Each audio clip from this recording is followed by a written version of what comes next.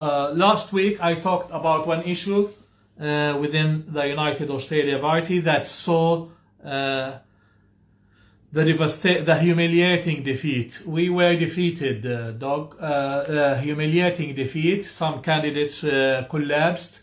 Some of them were taken to hospital. Others were crying, as I was told, crying after seeing the humiliating result, and we need to know why, so that we don't continue with this.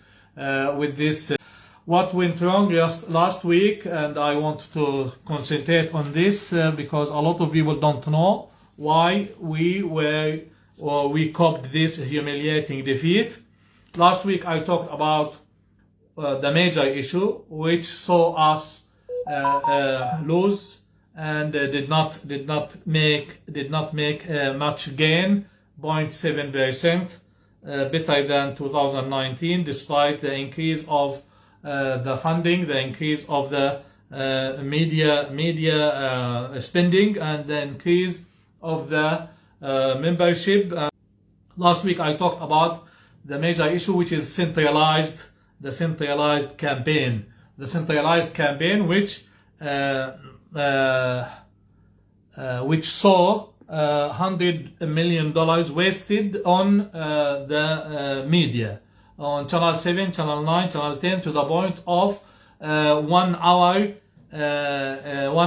ad on Channel 10 that I watched for 5 minutes, 10 minutes, and then it is boring, and I moved on to this point. And a lot of people were contacting us and said, please stop, what you are doing is bullshit. We are all oversaturated with all this advertisement you are doing. And on Tuesday there was a fiery meeting of candidates and the director of the New South Wales director, who came there to whitewash what the mistakes which was done.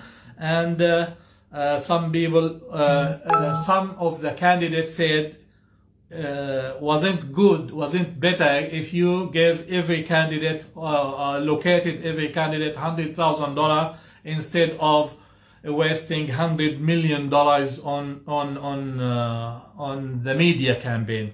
So why? And that was the idea of Craig Kelly. Also, he said he was against the centralized campaign, but Clive wanted it a centralized campaign. And that was the major trouble that saw us losing all this money, losing the efforts of thousands of volunteers, candidates, and the people who helped in the campaign. Everything was lost because of the insistence of the chairman to conduct a centralized campaign that featured Clive in every ad, talking about the same things or different things, but people were sick to their neck about watching or seeing Clive everywhere, on YouTube, on Instagram, on Facebook, on the Channel 7, Channel 9, Channel 10, SBS, ABC, everywhere. They wanted, and the centralized campaign saw that even on our local campaign, we needed to distribute leaflets that did not have the name of the candidate, but it has the picture of Clive and Craig Kelly. This is the major issue, the centralized issue versus localized. And why? A lot of people, a lot of candidates last Tuesday was asking why the insistence on centralized campaign, not localized campaign, and allocating money for the local groups so that we can localize our message, localize our campaign, localize our targets, and localize everything. And the answer is very easy. The answer is, why centralized? Not for 1 year, for 9 years, since 2013, the campaign was always centralized, and I will talk about this later on. To keep, the answer was to keep the party under the control of one person. There is one person who wanted to control the party, and the only way to do this is to centralize everything, centralize the spending, centralize the campaign, the advertisement, centralize the leaflets, centralize the couplets, centralize everything is centralized with one message, to keep the party under one person. Now, after we campaigned heavily in this election, until now I don't know, and as a candidate, not only member and candidate for 1 year, member and candidate, I don't know who's the executives, because every time the media, the journalists ask Clive, who takes this decision, the executives. Until now we don't have executives. There is only one executive in the party, which is Clive Palmer. There is no executives, and according to the constitution there should be an AGM every year. There is no AGM. At the AGM there should be an election of the managing committee, or the treasurer, the secretary, the whatever. There is no AGM, there is no internal democracy, there is nothing there. The party is managed as the advisor of Clive told me, it is a business. It is a business, and we manage it as a business. And I will publish this email I received from one of the Clive's advisors. It is a business. So, and in the business there is an owner, and that's it. Especially if there is no shareholders, the owner who can do everything. This is why the campaign was centralized. This is why for the last 10 years, not only this time, not only the last time, but, and I wonder, and I talked to my other colleagues, candidates, members, and others. I said, if it is a business, somebody is making money out of this or making some benefits. I did not make anything. The last 9 years, it's not a party. And when I wrote assessment to Clive and the faceless executives, which we don't know. And I said in the second, I will publish this soon. Party should act as a party. For me, don't worry about me as a candidate or me as a voter.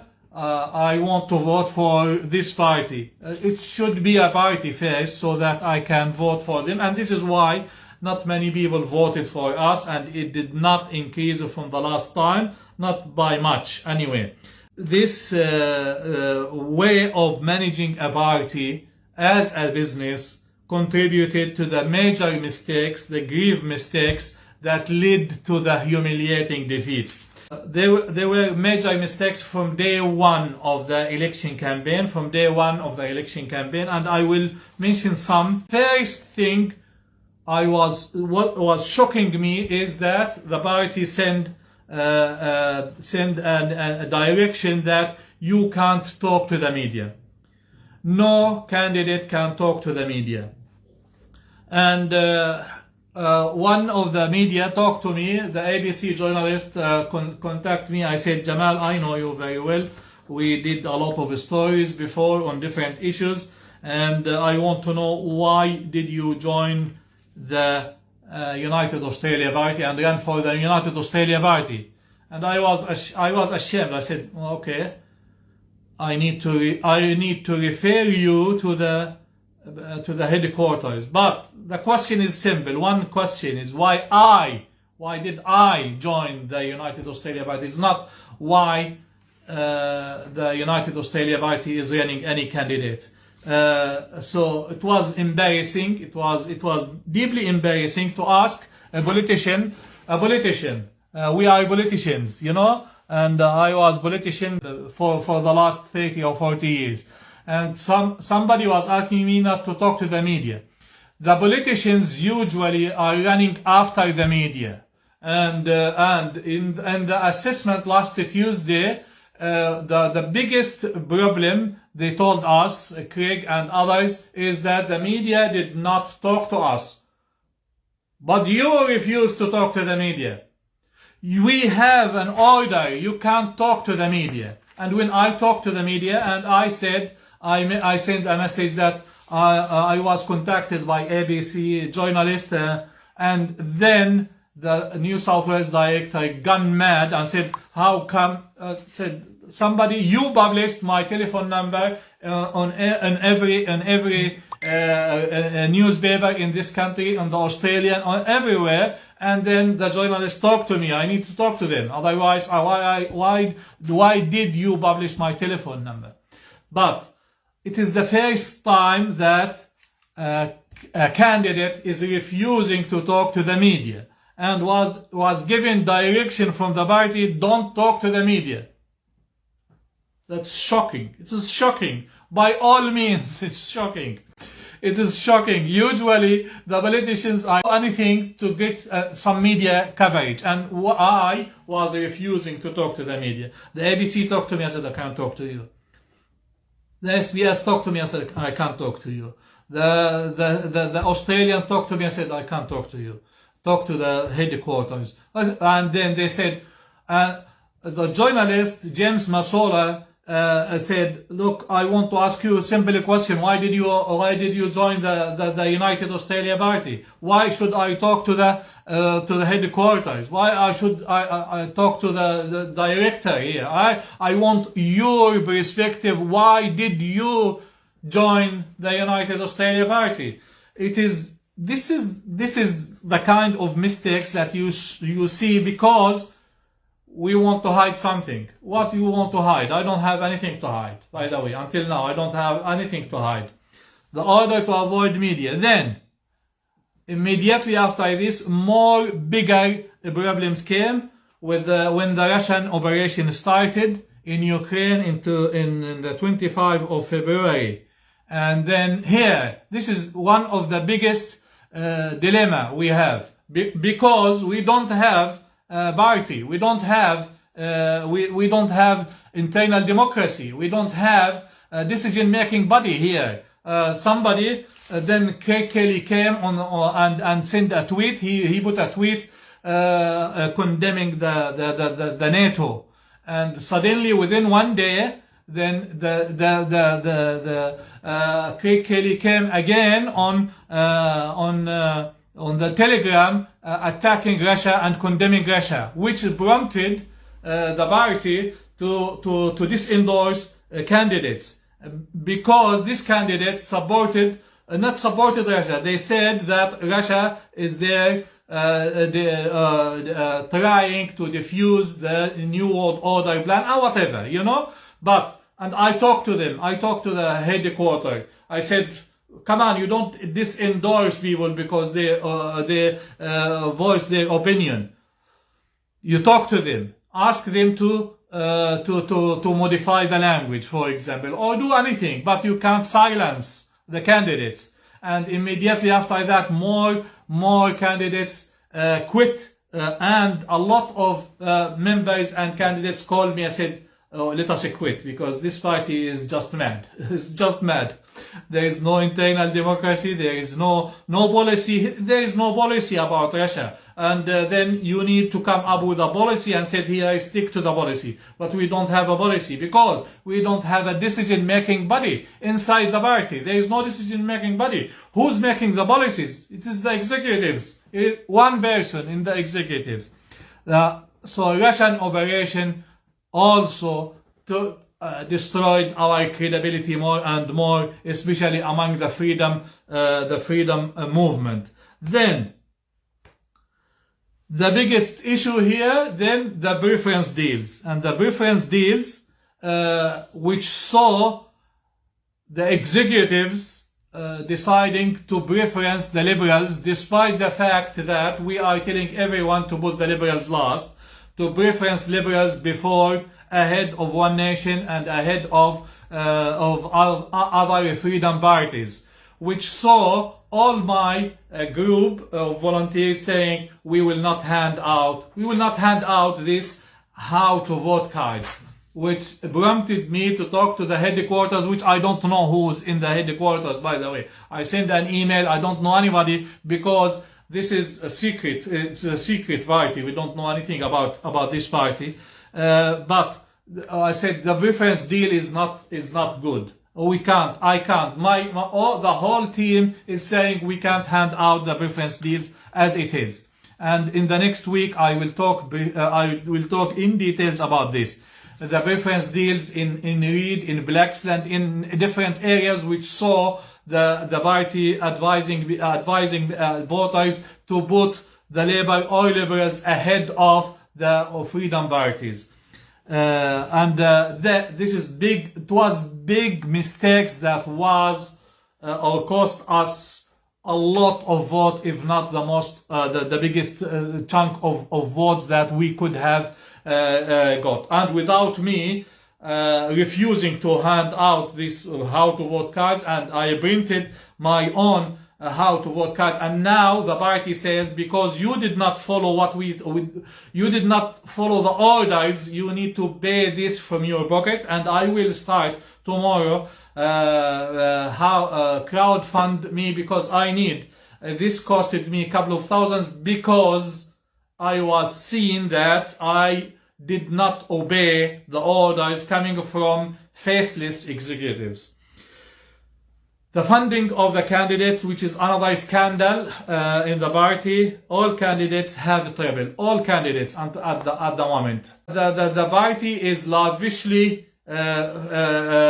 spending on the media, on Channel 7, Channel 10, SBS, on the YouTube, tens of millions of dollars. But when we come and said, look, I came, and my campaign manager came and said, we need $3,000 to hold a gathering during Ramadan for the community, Muslim and Christian and Hindu and Jewish people come together. And the $3,000 funding was refused, and we did not have money, by the way, to spend, while they were spending millions of dollars on wasted on Channel 7 and the whole other media, mainstream media. There was no funding for local groups, no fundings for the candidates. The candidates needs to wait until the headquarters say yes or no for some funding, and I will talk about this in details next week, about how we were asked to put leaflets which has no faces of the candidates, or to distribute leaflets has no faces of the candidates. These mistakes together give an impression that this is not a party, and not many people are convinced that this is a party that can govern Australia. And when at one of the meetings I said we need policies about different issues. What's the policy about climate change? I don't know. What's the policy about Israeli-Palestinian conflict? I don't know. I was asked this question. What's the policy about refugees? I don't know. What's the policy on immigration? I don't know. There is no policy. And when I said at one meeting, I said we need policies up front to convince the voters to vote for us. The New South Wales director says, no, we need to govern Australia first, then we will have policy. Serious? Are you serious? The people will vote for you on as we say in Arabic, we say on blank check. The voters will give you blank checks. Say go and govern Australia according to. We don't know the policy. We don't have about. Well, the whole thing was fiasco. It is not party as it is now. So there is no chain of management. There is no managing. There is no AGM, and the AGM does not produce people with responsibilities. There should be, in any political party, there should be people who are responsible about the media, responsible about drafting policy on this issue, drafting another group drafting policy about the other issues. There will be people who are looking after that this issue, that issue. The decision making body is not there. There is no decision-making body, and then on Tuesday we said what's happening, what will happen in the next election, and the answer was we will wait for Clive Palmer to tell us because he has the money. The party is totally dictatorship. We don't have anything to say. I was silent because I was shocked when I joined the party. Thought, hey, this is party. At least there is some bodies, some decision-making bodies, there really is something. From outside, I could not judge what's happening there. And by the way, I met hundreds, thousands of very good people inside the party, as members, as candidates, as people who are helping from outside, even from the community, who wanted to help in this campaign, but they could not because we did not have transparency. We have dictatorship. We don't have transparency. We did not have policy. We did not have support. We did not have the authority to talk. We were not allowed to talk to the media. We were not allowed to talk to other. We were not allowed to talk to the candidates in the other parties to discover or to recommend the preference deals, and this is why preference deals came as bad as it was. The most important is there is no point of contact inside the party. I have problems now with the party. Said there is $6,000 expenditure. Who will pay this in the party? And the New South Wales director said, you pay this from your pocket. But it is campaign. It is campaign expenditure. And tomorrow, when there will be a report to the Electoral Commission, should I include it or not? I don't know. Until now, I don't know. But who can I complain about this? Who can I appeal the decision that I should pay this from my pocket? And then the government tomorrow, how they will deal with two different issues here. Who will spend here? And somebody says, no, this is your own expenditure. But I did not buy shoes for myself. It is not shoes for myself. It is not a jacket for myself. I was printing couplets for the campaign, and I wrote on that vote one for United Australia Party. I talk about this next week in details. But the problem here is we did not have a party. We have a convenience store, a family convenience store, a family business, another factory or business. What's next? Then we come to the what's next. There is big trouble. I know here. What you hear could be shocking tomorrow. When next week, when I talk about my own experience with inside and with all names, with all documents, with everything, you will be shocked totally. But what's next? Should we give up? No, we should not give up. The movement is growing, and the movement. The people joined not because of Clive. On the contrary, Clive's face everywhere was hindering people from voting for us or joining the campaign. So it is not about the people did not join because of Clive, and I did not join because of Clive, and I joined because there is need. The three-party system failed. And it is a dictatorship there between Labour, Liberals and the Greens, and we need a decent, independent, progressive, conservative votes and or force to represent the progressive, conservative voters that did not believe that Labour or Liberals or Greens represent them. And if we combine the people who did not vote for Labour, Liberals, and Greens, if we combine the people who did not vote at all, which could reach more than 25% of the population, we need a force to represent them.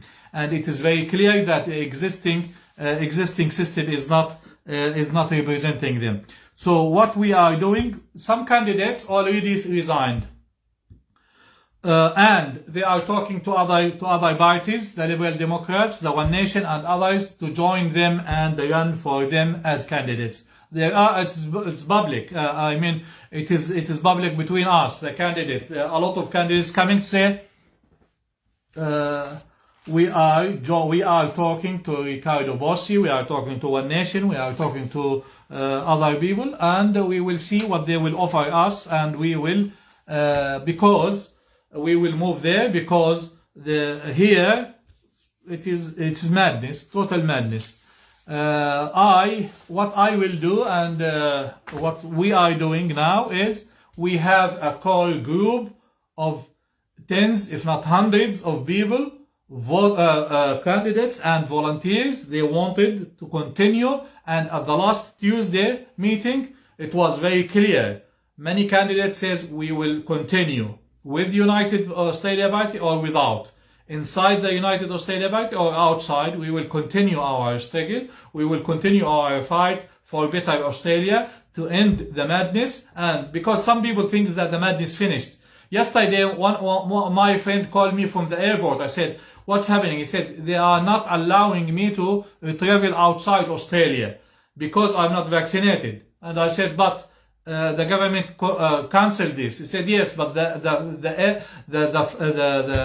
airway is not allowing me to board their flights. And I can't sue them because the government gives them immunity. So the madness is not there, it's not finished. And today, Ben Fordham, the journalist, was talking about we need to end the mandates, and we need to start.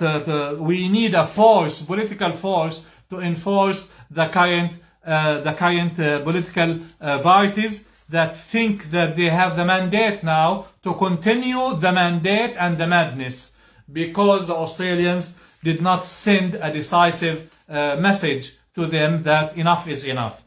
For many reasons, we need to blame ourselves before we blame the voters, because they did not vote for us. We need to earn their trust before they will vote for us. We need to earn their vote. It is not because you are angry from Labour and Liberals you will vote for One Nation or United Australia Party. We need to work very hard to earn their trust and vote, and this is what we are doing. We will continue meeting to establish branches, whether it is United Australia Party or it is a different name.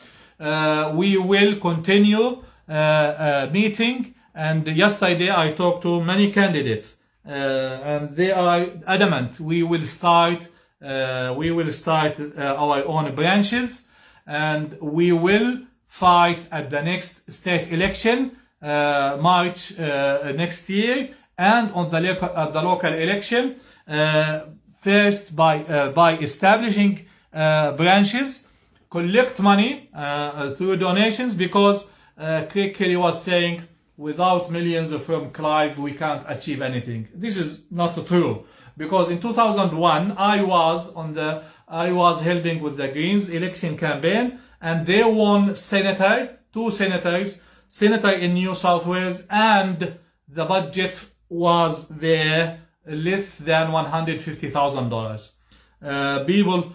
People came and donated their times, donated their things. Somebody donated a room, said this is for you to meet.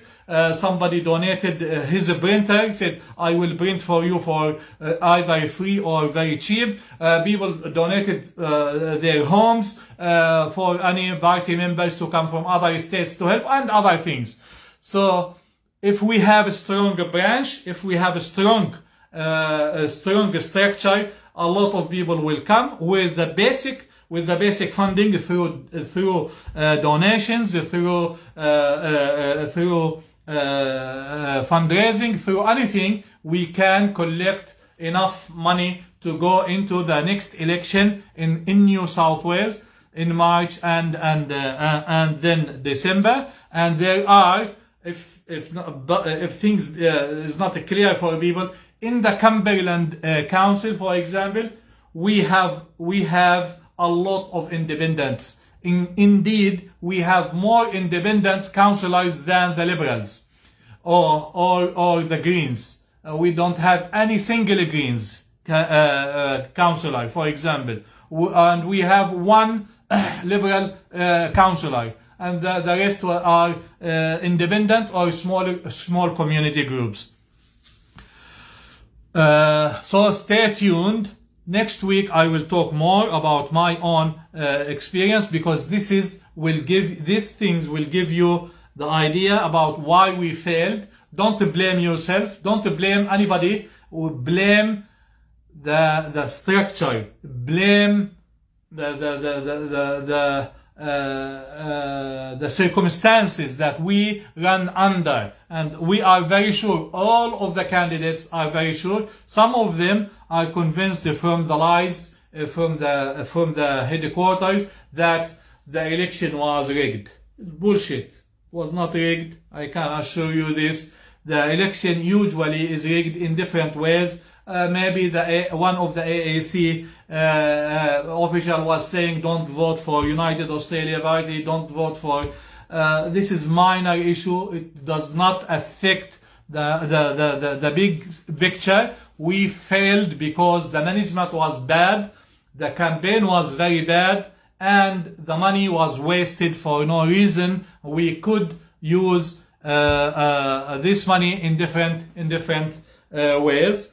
Again, we are going ahead with our branches, and we will have no name for the branches until the branch will be very big, and then we can establish a big movement bringing things together. Because this bad management, the big mistakes, it destroyed the freedom movement. They divided the movement, and this is why we lost. We need to bring all this together in a unified way, with unified message, that we need an alternative to the current regressive, bad political system we have, or political parties we have, government. And in the next 3 years, it will be one of the worst governments ever in Australia, worse than any other government. And you will see it will be a replica of, this is what Tony Albanese was saying, it will be a replica of Anastasia Palaszczuk and Biden in USA. And you can imagine what kind of government we will have in the next 3 years. So the job is big, and it needs a lot of efforts, and we are putting these efforts in its right way. This time we will establish right political movement that will take the fight up to the challenge, and we are very sure that we are winning, because the teachers who cannot go back to teach at the schools, and the students who cannot find a teacher because the government is shutting down every teacher who refused to take the deadly jab. This will intensify in the next few months and a few years. The cost of living will be intensifying, and it is very worrying now. The owners of the truck that's sending products around Australia saying our companies will collapse within the next 2 months if the oil continues to rise and the energy continues to rise. we are coming to a disaster, a catastrophe, and we don't have a political will, or political parties that will solve these problems. Remember that Marine Le Pen in France, she nearly won the contest based on just exposing the reality of the lockdowns and the reality of the mandate, which affected the cost of living. And this is where we failed, deliberately or not deliberately. In the United Australia Party, we spent $100 million on media without touching the stories of the people. There is no single ad showed one nurse that lost her job. No single ad showed how restrictions and mandate made the living cost beyond the reach of most of Australians. There is no one ad was talking about somebody who suffered from myocarditis because of the jab. We need to do it the right way. And if you are interested in joining our branch, please contact me, send me a message, or talk to me on the 040 444 7272.